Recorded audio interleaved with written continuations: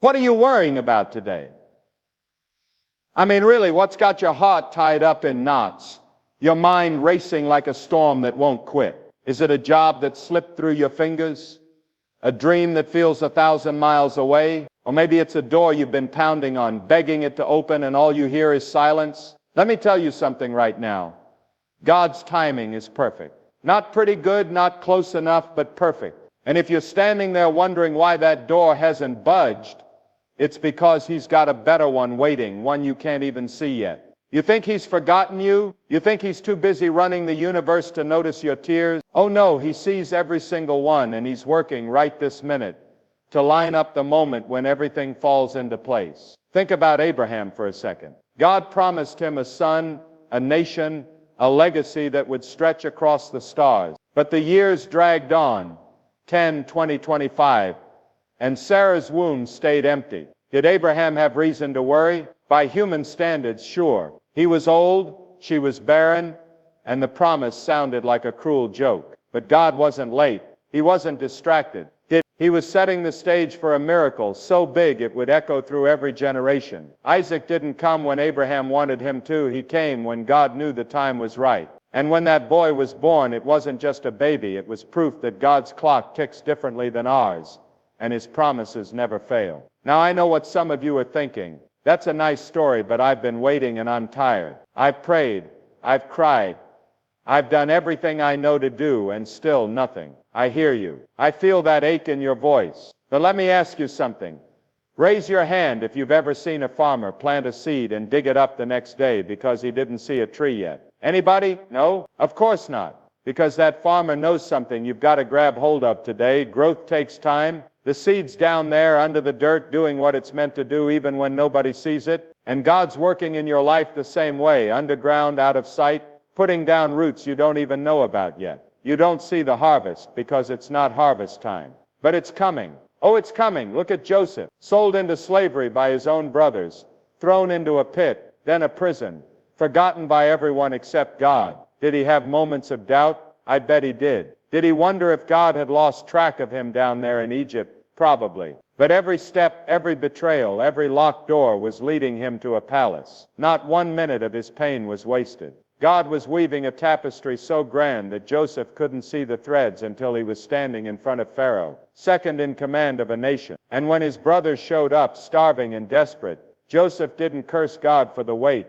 He said, "You meant it for evil, but God meant it for good." That's what trust looks like. That's what happens when you stop staring at the calendar and start staring at the one who made time itself. So why do we worry? Why do we pace the floor like God's gone on vacation? Because we're human. Because we like control. We want to know the how, the when, the where, and we want it yesterday. But faith doesn't work that way. Faith says, I don't see it, but I know it's there. Faith says, I can't force the door, but I trust the one who holds the key. And let me tell you, when you let go of that worry, when you stop trying to pry open what God's shut tight, peace comes in like a flood. Not because the problem's gone, but because you know the one who's bigger than the problem. Take Moses, 40 years in the desert, tending sheep, running from a past he couldn't fix. Did he think God was done with him? Maybe. Did it look like his life was over? To anybody watching, yes. But God wasn't finished. He was waiting for the exact moment to light that bush on fire and call Moses to lead a nation out of chains. 40 years. That's a long time to wait, but not a second of it was random. God was shaping a man who'd stand before Pharaoh and say, "Let my people go," with a voice that shook the heavens. And when the Red Sea parted, when the waters stood up like walls, Moses didn't say, "I wish this had happened sooner." He praised God for showing up right on time.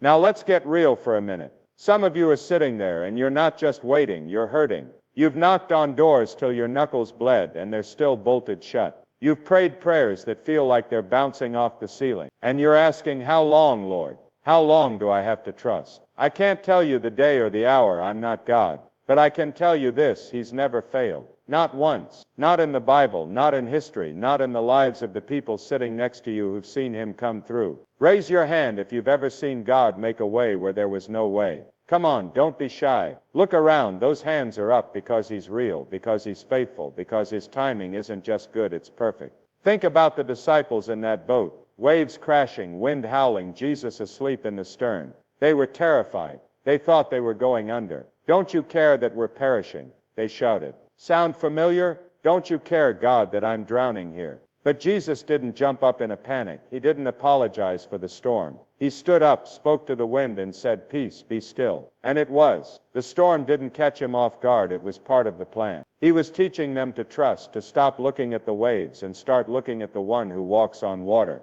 And he's saying the same to you today. Why are you so afraid? Don't you know who I am? So what do you do while you wait? You praise him. You lift your hands even when they're trembling, and you say, "I don't understand it, but I trust you." You sing when the night's dark, because the song isn't about what you see, it's about who he is. You stand firm when the ground shakes, because the rock you're standing on doesn't move. And you keep walking one step at a time, knowing that every closed door, every delay, every not yet is God saying, "I've got something better." Hold on. David knew this. Chased by Saul, hiding in caves, running for his life, did he worry? Sure, he was human. But he wrote, "Wait on the Lord, be of good courage, and he shall strengthen your heart." He didn't say, "Wait till you feel strong." He said, "Wait, and he'll make you strong." That's the promise. That's the power. God doesn't just open the door. He gets you ready to walk through it. And when he does, you won't stumble. You'll run, because the strength isn't yours. It's his. So here's the truth you've got to cling to. God's not late. He's not sleeping. He's not confused. He's working right now in ways you can't fathom to open the right door at the right time. And when he does, you'll look back and say, "I see it now. I see why I had to wait." The job you didn't get, it wasn't for you. The dream that's delayed, it's growing bigger than you imagined. The silence you're hearing, it's God preparing a shout of victory. Don't worry. Don't fret. Lift your eyes to the hills where your help comes from, and trust that the one who spoke the stars into place hasn't forgotten your name. This isn't the end of the story, it's just the beginning. Because when God moves, he doesn't just open a door, he opens a future. And that future's coming brighter than you can dream if you'll just hold fast and trust his perfect timing. That door you've been staring at, the one that won't budge, the one you begged to open, it's not the end. You hear me? It's not the end. You've been standing there, maybe with tears in your eyes, maybe with a heart so heavy it feels like it's sinking into the ground, thinking, "This is it. I've hit the wall. There's nothing left." But God's got a word for you today. A closed door isn't a dead end. It's a detour. It's a redirection. It's him saying, "Not this way, child, because I've got something better up ahead." And if you'll trust him, if you'll stop pounding on what's locked and start looking for what he's preparing, you'll see that every no is leading you to a greater yes. Think about Paul and Silas, locked in a prison, chains on their wrists, backs bleeding from a beating. Did it look like the end to anybody watching? Yes. They'd been preaching, they'd been faithful, and what did they get? A cell, a slammed door, darkness. But God didn't see an ending, he saw an opportunity. And while they sang, yes sang, in the middle of that midnight the earth shook, the chains fell, and the doors flew open. Not just for them, but for every prisoner in that place. What looked like a closed door was God setting the stage for a miracle so big it saved the jailer's whole family. That's what he does. He turns dead ends into deliverance. Now I know some of you are saying, "But I don't feel like singing. I don't see a miracle. All I see is rejection." I get it. You applied for that position and they said no. You poured your heart into that plan and it fell apart. You prayed for that healing and the doctor's report came back worse. It stings. It hurts. It makes you wonder if God's even listening. But let me tell you something. Every closed door in your life is a shield. It's God protecting you from what's not meant for you. It's him guarding you from a path that would have led you astray. You don't see it now, but one day you'll look back and thank him for every lock he put in your way. Take Ruth. Her life looked like one closed door after another. Husband dead, homeland gone, future bleak. She could have sat down in Moab, given up, said, "This is the end." But she didn't. She followed Naomi, clinging to faith when there was nothing else to hold on to. And what happened? God didn't just open a door. He brought her to a field where Boaz was waiting, a man who'd redeem her, a man who'd make her part of the lineage of the Messiah himself. That closed door of loss wasn't the end. It was the beginning of a story so beautiful it's still told today. And your story's not over either. Not by a long shot. So why do we panic when the door shuts? Why do we act like God's run out of ideas? Because we're looking at the wood and the nails instead of the one who hung on them. We're measuring our lives by what's in front of us instead of what's above us. But faith doesn't stop at the door, it looks past it.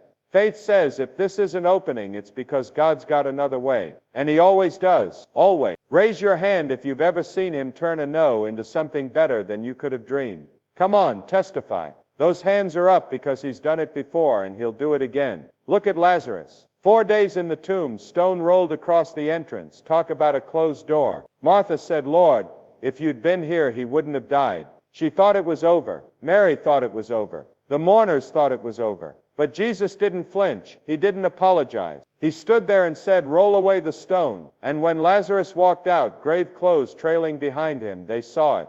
What looked like the end was just the setup for glory. God's not afraid of your closed doors. He's not stumped by your tomb. He's the resurrection and the life.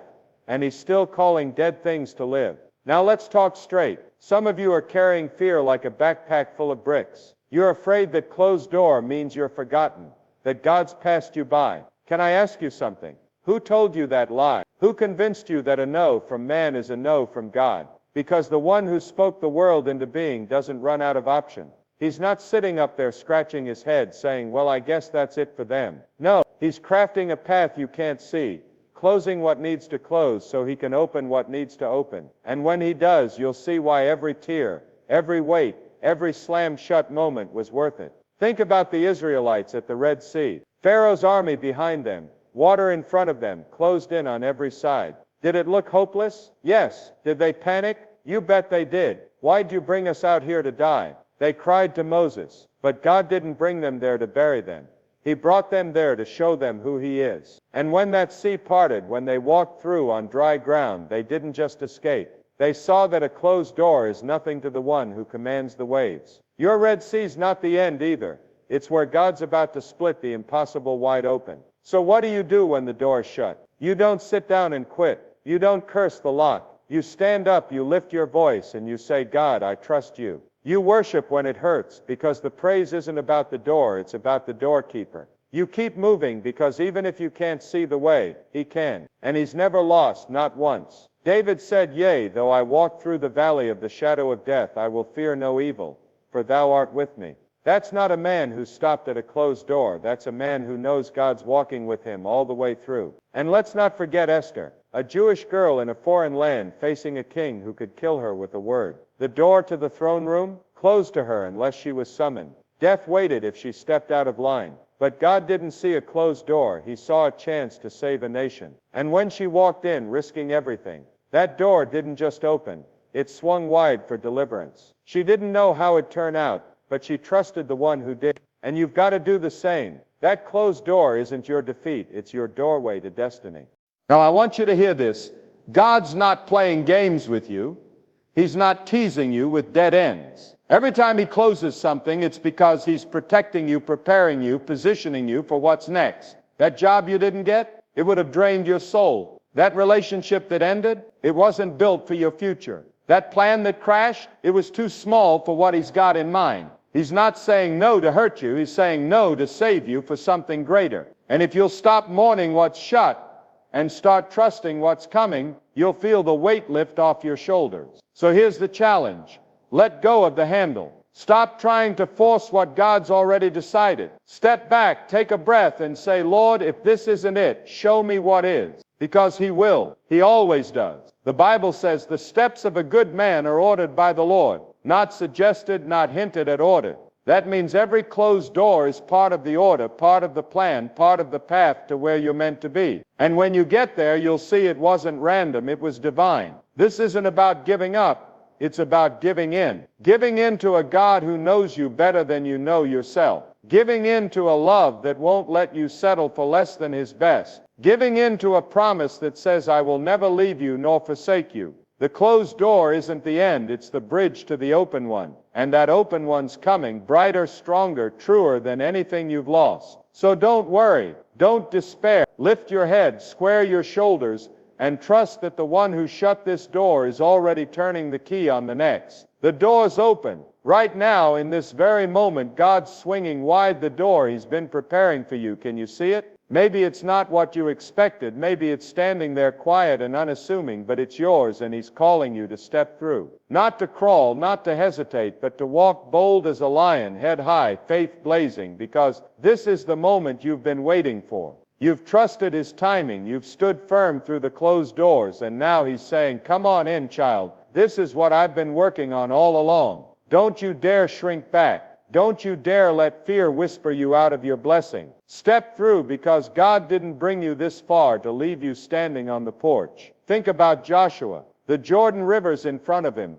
Canaan's on the other side. God's promise, the land flowing with milk and honey. But that water's deep, it's wide, and the priests have to step in first. Did Joshua wring his hands and say, Lord, are you sure? No. He told those priests, take the ark and go, and the second their feet hit the water, it parted. Not before they moved, when they moved. God opened the door, but Joshua had to step through, bold and obedient, trusting that the one who promised would deliver. And he did. That's your call today, to move when he says move, to claim what he's already given. Now I know what's stirring in some of you. What if I step wrong? What if it's not the right door? Listen to me. If you've been seeking God, if you've been praying, if you've been trusting him through the waiting in the closed doors, then this open door isn't a trick, it's a gift. The Bible says, if any of you lacks wisdom, let him ask of God, who gives to all men liberally.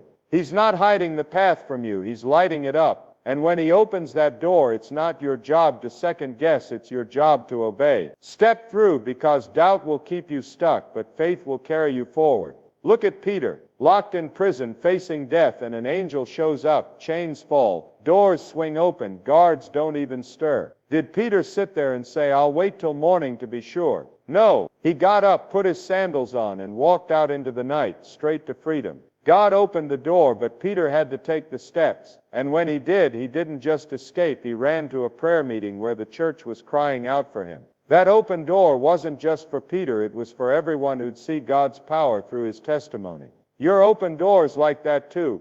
It's not just about you, it's about what God's going to do through you. So why do we freeze? Why do we stand there staring at the threshold, afraid to cross it? Because the enemy's loud. He's shouting, you're not ready, you're not worthy, you'll fail. But let me tell you something, that liar's been defeated. The one who flung stars into the sky, who split seas and raised the dead, he's the one opening this door, and he doesn't make mistakes. You're not stepping out alone, you're stepping out with him. And when God's with you, failure's not an option, victory's already written. Raise your hand if you've ever felt God nudge you to move and you held back. Come on, be honest, we've all done it. But here's the truth, every time you say yes to him, every time you step through that open door, you're not just walking, you're running into purpose. Think about Gideon, hiding in a winepress, scared of the Midianites. And God shows up saying, mighty man of valor, I've got a job for you. Gideon argued.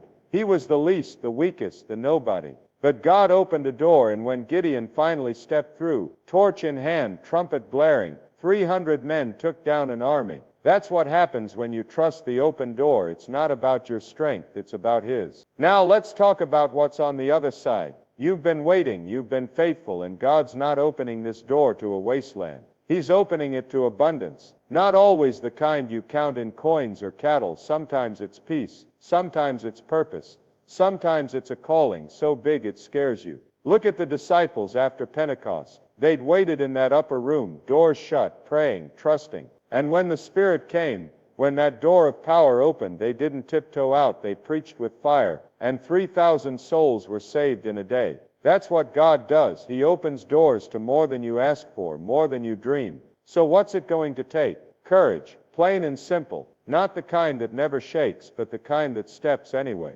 Joshua said, be strong and of good courage. Not because the land was empty, but because God was bigger than the giants. You've got giants too, fear, shame, maybe a past that's clawing at your heels. But the door's open, and God's saying, I've already gone ahead of you. Step through. And when you do, those giants don't stand a chance, because the one who's for you is greater than anything against you.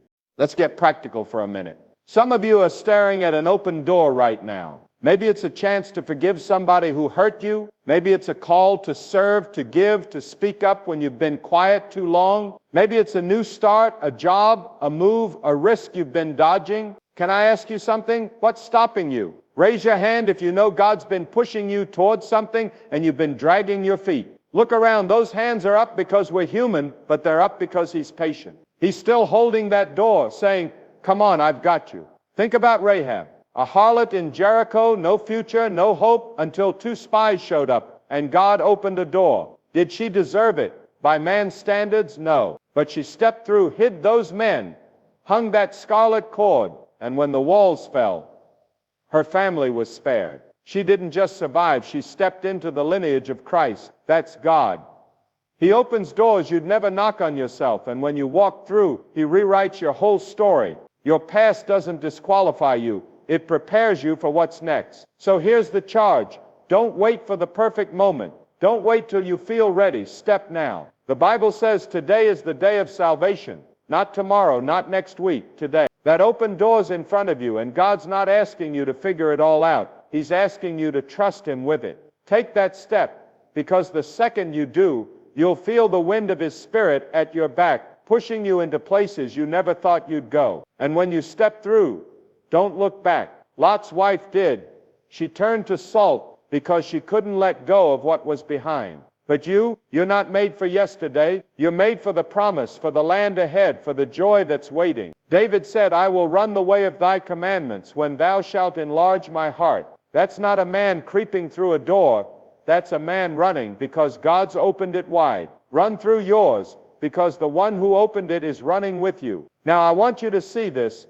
Every step you take through that door is a testimony. People are watching, your family, your friends, maybe folks you don't even know. And when they see you walk bold, when they see God come through, it's not just your faith that grows, it's theirs. Think about Daniel. Lion's den ahead, death certain. But God opened a door of deliverance. Daniel stepped through, and when he came out alive, a king turned to the living God. Your open door is not just for you. It's for a world that needs to see He's real. So don't worry about the how. Don't fret about the what ifs. The door's open because God's faithful, because His timing's perfect, because every closed door led you here. Step through with your head up, your heart full, and your hands ready, ready to receive, ready to give, ready to live the life He's been building for you. This is your moment. This is your call. Step boldly, because the one who opened the door is waiting on the other side, arms wide, saying, well done, now let's get to work.